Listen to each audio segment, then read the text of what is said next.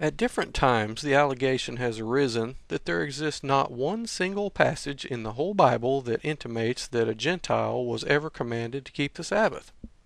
The Old Testament book of Isaiah contains several promises for the non-Jew who accepts God as his Lord and keeps the Sabbath. Blessed is the man that doeth this, and the Son of Man that layeth hold on it, that keepeth the Sabbath from polluting it, and keepeth his hand from doing any evil. Also the sons of the stranger, that join themselves to the Lord, to serve him, and to love the name of the Lord, to be his servants, every one that keepeth the Sabbath from polluting it, and taketh hold of my covenant, even them will I bring to my holy mountain, and make them joyful in my house of prayer. Isaiah 56:2, 6, and 7. The passage speaks of strangers, Gentiles, and not of just one, but every one, every Gentile in the world. It does not speak of them that join themselves to the Jews. Instead, it refers to all that join themselves to the Lord. Acts 13:42, 44, 17 verses 1 through 4, and 18 verses 4 and 11 contain specific instances of non-Jews keeping the Sabbath in the New Testament times.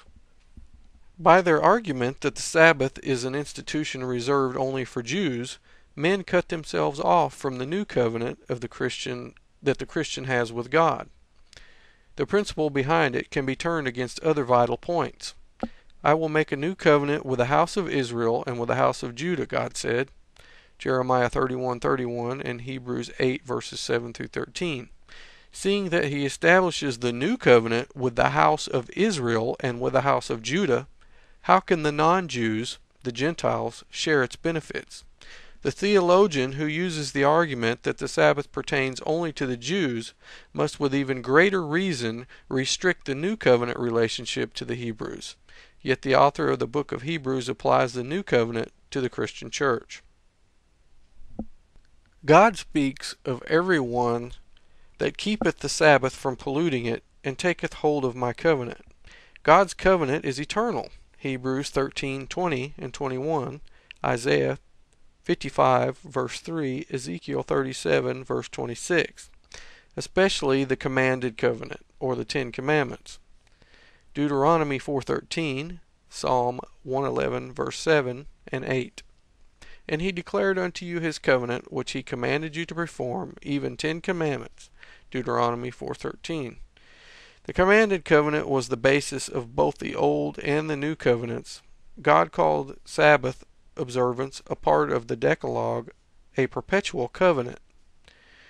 Exodus 31:16 and 17. God speaks to man as if he had formed a first and second, or an old and new covenant. Hebrews 8 verses 8 through 13. In reality, though, so far as God is concerned, the covenant is eternal. He varied some of the conditions of the eternal covenant because man would not and could not keep the stipulations of the first covenant between God and man. The new covenant is based upon better promises. Hebrews 8:6 and 7. Man, specifically the Israelites, made the promises involved in the old covenant, while God made them in the new one. Exodus 24:7, 19:8, and Jeremiah 31:33, and Hebrews 8:10. The first covenant the people promised, and in the second covenant the Lord promised. The difference in the two covenants centers on who made the promises.